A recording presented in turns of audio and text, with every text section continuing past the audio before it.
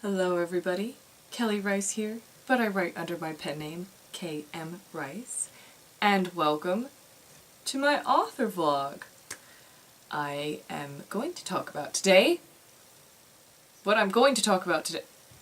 today's subject is a book launch party. Boy, I just can't today. Apparently it's so hot out that I just can't. For those of you who follow me, you know that I have a current release out, Ophelia, Afterworld Book 1. It's historical fantasy and romance, and it's set in Santa Cruz, California, a city I know well, for I grew up there, and in fact still reside there.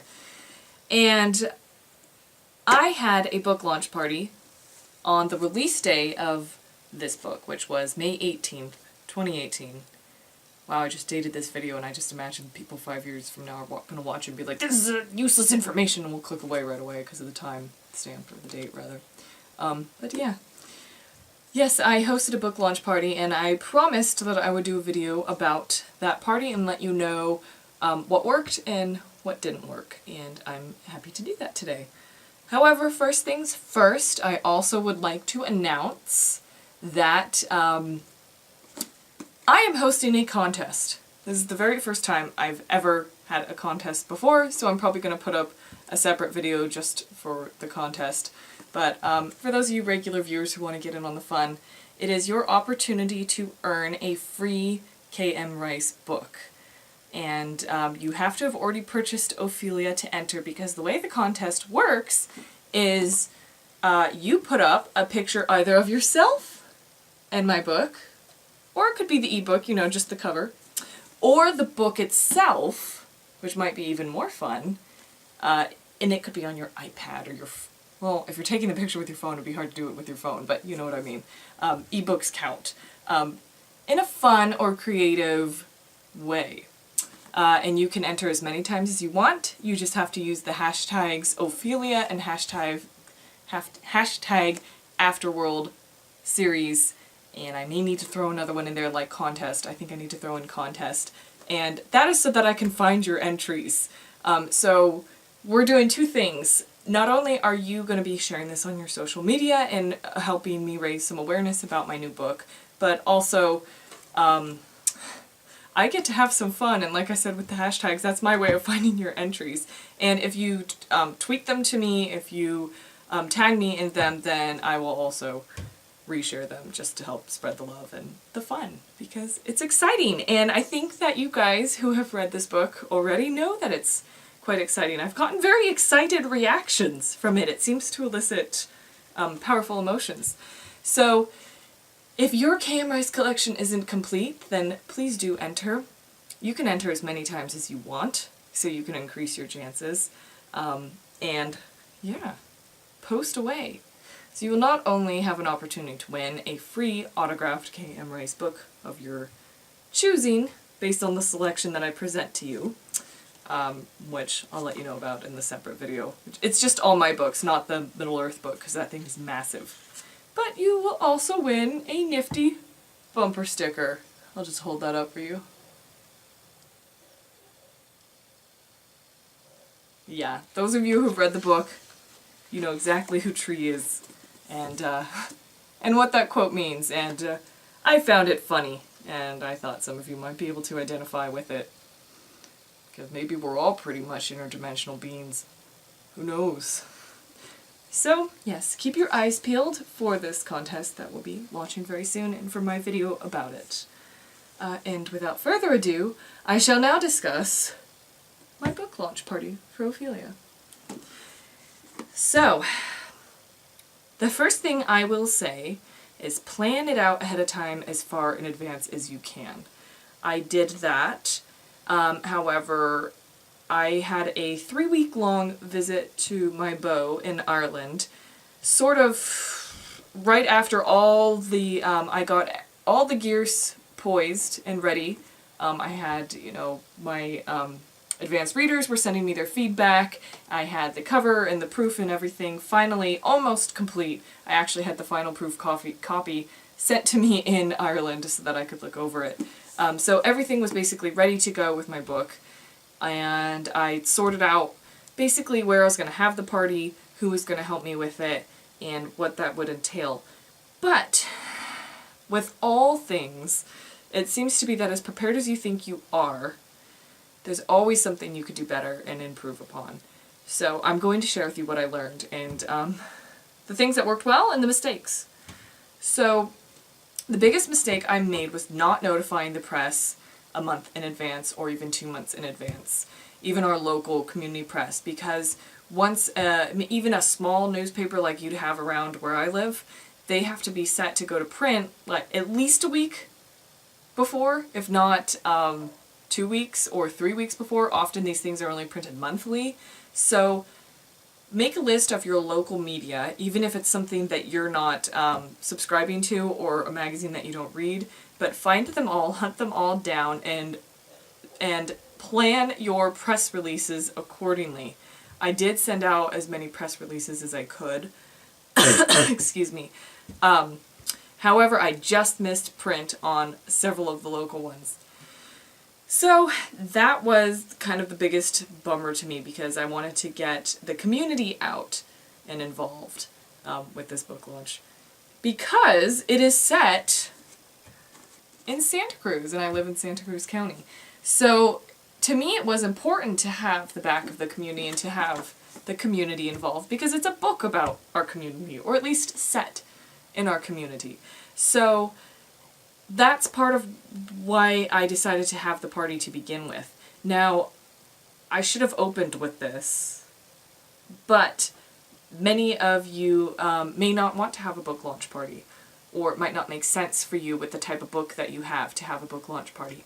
But if you can, I do recommend it. It's a lot of fun, especially if you have physical books. I don't know if it would be as fun if you're like, it's an ebook, go to this web address, nice to meet you, here, go to this web address. That might get weird.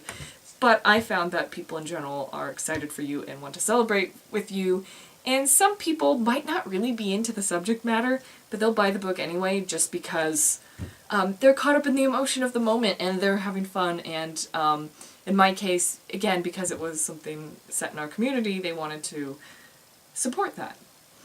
So the next thing, other than, okay, step one, I suppose, would be deciding do you want to have a book launch party or not. Step two would be deciding the location. I chose a public space that was free, because my budget was like non-existent and I still went over budget, which is easy to do when it's non-existent. But so you begin by choosing where you want to host your party. For me, it was a public space, and luckily my friends had a shop just a few yards down the sidewalk, and there we could do conduct all transactions of my book. If not, you need to make sure that you have some sort of chip card reading software in your phone like Square, or that you've brought in enough Tinder with you. Is that what it's called? Tender? Cash, so that you can do sales and make change for people. And that's basically it. If you live in the state of California, you also need a California, oh god, what is it called? Seller's ID? Something like that, so that you can collect your tax information through that identification. And that's it. And so these are the types of things that you need if you're going on the road with your book anywhere, if you're participating in street fairs and all that good stuff. So pick a location and then start promoting the heck out of it. Of course, social media promotions, those don't have to run ahead of time, so you don't have to worry so much about contacting that press by a certain deadline. Reach out to all of your local community pages and be persistent, but don't be annoying. It's a fine line. And create a Facebook event. Create a Facebook event and start by inviting all of your friends. Make sure it's set to public so that people can find out about it and share it and tag people who might be interested in it. And there's another great app called Nextdoor, where it's literally just geographically community based, and that is another wonderful asset you can use to do the same type of thing, just to get the word out to locals. My best friend is the Dollar Tree, and I went crazy at Dollar Tree. I spent like $75 there, which I shouldn't have done, but I did it anyway.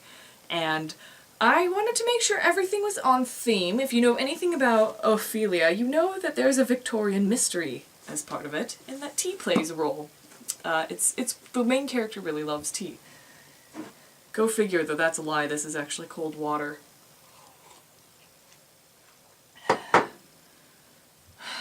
because it's really hot out. So I'm actually may or may not be filming in my bra. You won't see me going any higher than this for that reason. Or is it a reason? I don't know. This could just be a tank top. What lunatic would sit here filming an author vlog talking about a book launch in her bra? I don't know. I can't answer that question. Crazy people don't know they're crazy. So anyway, back on subject. It's really hot here, dude. Like, it's hot. Back on subject. Yeah, the Dollar Tree. It's a wonderful place. So I wanted everything to be on theme, and I chose the tea party thing because that sounded fun to me, and I thought that's a wonderful thing to draw people in. Food! Food and tea and goodies, and I'm a baker. I love to bake. So I thought that would be an economical thing to do. I totally cheated, and I bought mixes. I bought pound cake, and I bought scone mixes. And because I am a baker, I do pride myself in doing everything from scratch as much as I can. But I couldn't this occasion, and it actually made it a lot better to use the mixes because even though it doesn't take a super long time to cook those things or to prepare them, it just made it that much easier and the end products were delicious. So I do recommend, for expediency's sake, using mixes for something like this. So I set the menu, and which was difficult to do because I had absolutely no idea how many people were coming. I didn't know if I should expect 5 or 50 because they'd be open to the public. So I bought the food mixes, and then I bought cutlery and plates and cups and several different varieties of tea. And to keep it all looking proper and looking posh and looking nice, I emptied the tea out of their boxes that they came in and put them into mason jars and labeled them. And I also, because it was another warm day, not this hot thankfully, I had iced tea available and water. And we had an electric kettle, and that's what we used to heat the water for the tea. And what else goes with scones? See, I wanted it to be British. I wanted it to be, you know, like a proper tea party. So I got heavy cream, and I whipped it with a mixer to the point that it was almost butter. It wasn't clotted cream. You have to cook clotted cream overnight for 12 hours. I didn't have time to do that. But I made heavy cream into heavy cream / butter, almost. And that was delicious with the scones. And I also bought strawberries and chopped them up ahead of time. So people could have, excuse me, pound cake, strawberries, and scones. And oh my gosh, it was incredible. My involuntary coughing is slowly getting better. It's some sort of weird asthmatic side effect to allergies. That's as far as I could figure it out. I do tend to get, not tend to, luckily, but I do sometimes get allergy-induced asthma, and anyone who suffers from that or actual asthma knows it's not fun. But there's this weird involuntary coughing thing that keeps happening. I don't think I'm having a heart attack. If I have been, it's been the longest heart attack, like in history, because it's been weeks, or at least a week. Anyway, sorry for that tangent about my health. So once you set the menu, then you need to decide on the practical elements such as cutlery, tablecloths, you know, what are you going to need for the space that you chose? And because my book's cover is blue and yellow, I wanted to go with a blue and yellow theme. So I chose yellow tablecloths and blue plates, blue cups, and kind of fancy looking plastic forks. Because we didn't need fork knives and everything, we just needed forks for the food that I was serving. And to be considerate to the guests, I also set out a bottle of hand sanitizer, because, you know, if it's finger food, not everyone wants to just jump in without washing their hands first, and if you're outside, like I was, then you can't exactly wash your hands. So that was another thing. And the reason I wanted to serve food was it's a celebration, it's a party. I want to draw people in and let them know you can stay for a little bit, you can look around. And in that vein, like 2 nights before, my sister and I were talking about it, and she realized, you need activities. And I'm like, you're right, because other than just coming and asking what my book's about, maybe hearing me do a reading, which fortunately or unfortunately I never actually had a moment to do, then you need something to occupy people. So I printed out some trivia. I didn't print it out on a bunch of pages. I just put them into, I put 2 pages of trivia into those see-through, oh my gosh, what is the word, guys? Like envelope things? You know how like when you were in school and you had to put stuff in the plastic folders? Those. And then I had the answers in a separate one that had answers written on the back, and it was just flipped upside down, so if people wanted to, they could challenge themselves on their literary trivia. And I also had Book Pictionary in case kids showed up, and I, again, got felt pens and index cards from the dollar store, and I said, draw the cover of your favorite book or something that represents your book and have fun. And I also had bubbles and blue and gold streamers and balloons because that looks festive and it tells people there's a party going on. One of the big costs that I did invest in was a banner, a vinyl banner of the cover of my book, this here, along with sort of my KM Rice logo, for lack of a better way to explain what that image is. It's what's the, what you see everywhere, that it's my eyes, and there's a galaxy in this eye, and there's actually a ship in this eye, but most people can't notice the ship. And it says, see the world for all that it is and all that it could be. And I don't know, I just made that up one day. I'm sure I'm not the first person who's written a quote like that. So I printed that kind of as my branding, because you want to be recognizable as a brand as much as you can, just so that you're memorable. And the third banner I had printed was a flyer that I made for the event itself. And a word on the flyer. There are websites that allow you to manipulate templates that they've already made for your own events and your own purposes, and that was so helpful to me because I do have some Photoshop skills, but it's very time consuming, and graphic artistry isn't something I've been trained in, and it's hit and miss with me. Sometimes something I like isn't what the general public likes and vice versa. So I used a template. It turned out beautiful. I went to a local print shop. See, for those of you who are paying attention, you're hearing ka-ching, ka-ching, ka-ching, ka-ching. There was easily $150, if not $200 spent just on this book launch party.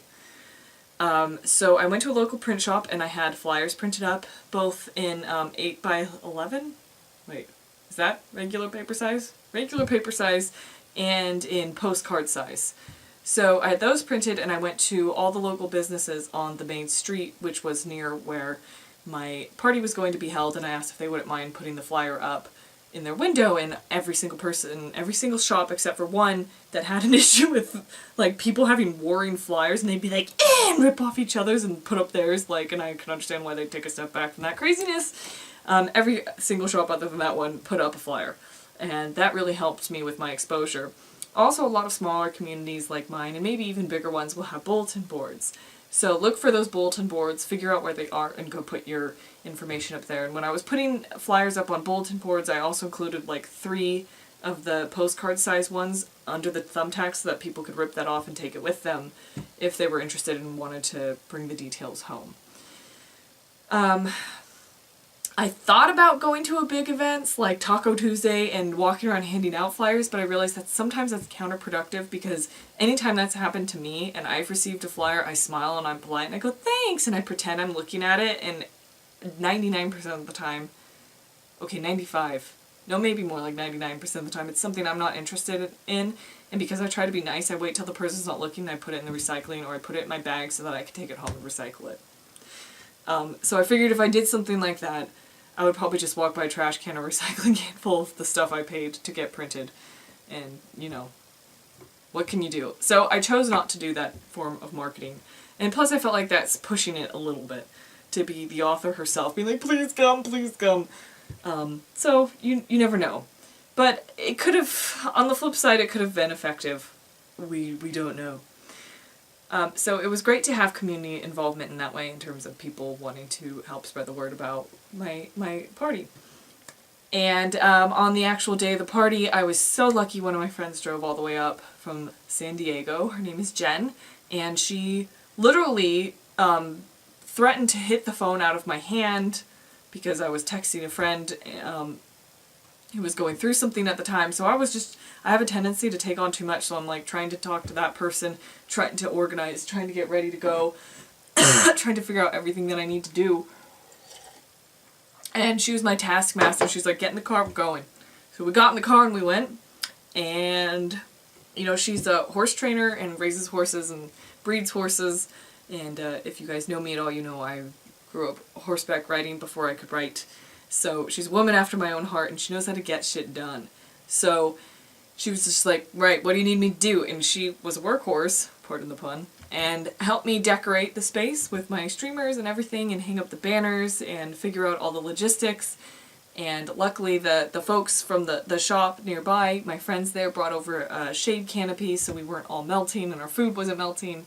And it turned out wonderful. At first I was worried that like no one was gonna come, and I had just made all this food and spent all this money and wasn't gonna, you know, have anything to show for it.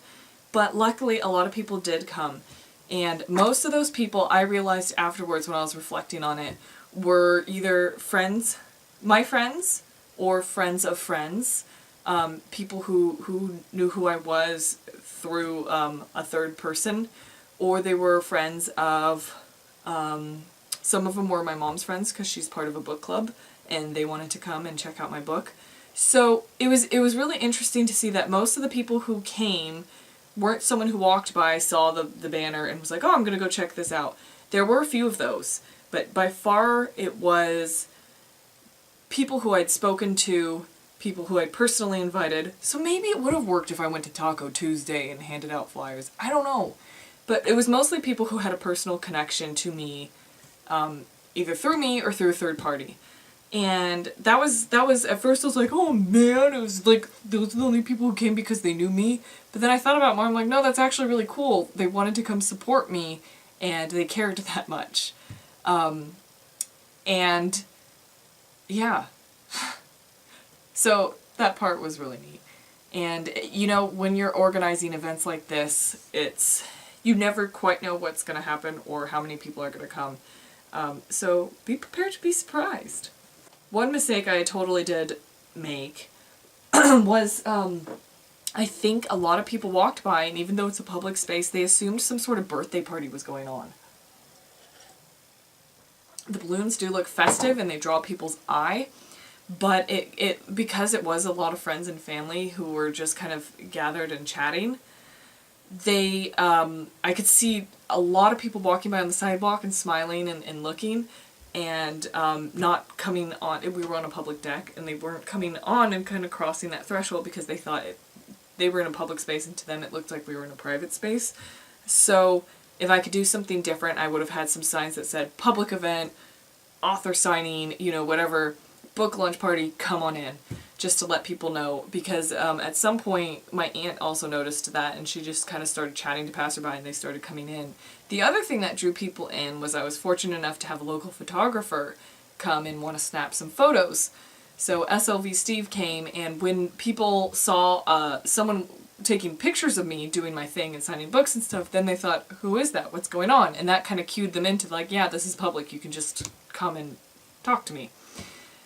The other thing I recommend if you have other published books is bring those and have them sitting out and have little descriptions of them sitting out if you can, or be prepared to answer questions about them and talk about the different genres in which you write, because you want to have more. I felt like it was important to have more than just this book out and to say like, yeah, well, if it doesn't sound great, these are the other ones that I have. So that really helped and that really worked. But if you don't have other books out, don't worry about it. But maybe you have other friends who write and you could coordinate your book launch parties. And maybe you could have your book launch party at a bookstore. That would be really cool too. Unfortunately, we only have one independent bookstore. Well, we might have more than one. We might have a few used ones. But it's highly competitive to have events there because it is so, it's such a wonderful, awesome bookshop. And I actually did not even pursue that because I had a public space that I could use, and I could not promise that any bookshop would make a lot of money because, like I said, I didn't know if 5 people would come or if 50 would come. So I wanted to play it safe and not invest more than I had, or not invest more promises to other people than what I could actually assure them with. I hope that makes sense. So at the end, there was a whole loaf of pound cake left because a lot of the people who showed up didn't want to eat. A lot of people did eat and really liked it, but more people, I'd say it was like 50-50 maybe. People who are like, oh, okay, I'll help myself. Or like, oh, no, it's alright, save that for you. And I'm like, no, it's not for me, dude. I made it for you guys. So the food definitely helped. The tea helped, especially once it got colder out. And it was a wonderful time. Like I said, at first I was sitting there and I was like, I don't know if anyone's gonna come. But then it got to the point where I'm like, ooh, I'm gonna have some food. And I didn't have time to eat it because people kept coming and wanting to talk to me and wanting me to sign the books that they bought and wanting to know more about who I am and what I do and oh, business cards, bring business cards, have a stack of business cards, because a lot of people might not have the impulse to buy right then, but they'll at least be curious about you and they can take that and take that with them. And if they really want to, they can look it up, look you up and look your book up afterwards. So I hope that's helpful to you guys, and I'll do my best to incorporate some, well no, yeah, I don't need to say that. I hope that's helpful, and keep sending me your questions on writing and the craft and everything, and I'll be happy to answer them to the best of my abilities. If you're enjoying this vlog, please subscribe because I upload on an irregular basis, and you never know when the next video is coming, because I never know when the next video is coming. And if you subscribe, you'll get an email, I think, when I upload. Also, if you want to support this, you want to support me, if you're like, oh my gosh, what she just taught me saved my writing career or saved my life, or like that, I've had that exact problem, thank you, and you feel generous and want to give back, you can support this vlog for $1 a month, $12 a year on Patreon. And if you want more of me than me maybe not sitting here in my bra, okay, that sounds wrong. You're not going to get more of me in that way. But for $5 a month, you can have monthly madness, which isn't me in my bra. I don't think it has been to date. But, it's not that kind of madness. You'll see me doing all kinds of ridiculous things. I was being Prince Philip recently. I sang imitating imitating Brennan from Step Brothers. There's all kinds of goofiness going on there. And for $10 you can see excerpts of works that I'm working on, and poems, exclusive poems, and readings and fun things like that, and that's called Scribblings. So if you're interested, check that out. I also have a newsletter, website, all that good stuff. So thank you very much for watching. I hope you learned something and I hope that you have very successful book launch parties if you choose to have them. So, from me, and oh gosh, golly, I didn't. This is like one of those other times that I didn't think things through. Okay. This keeps falling. I hope it's not symbolic.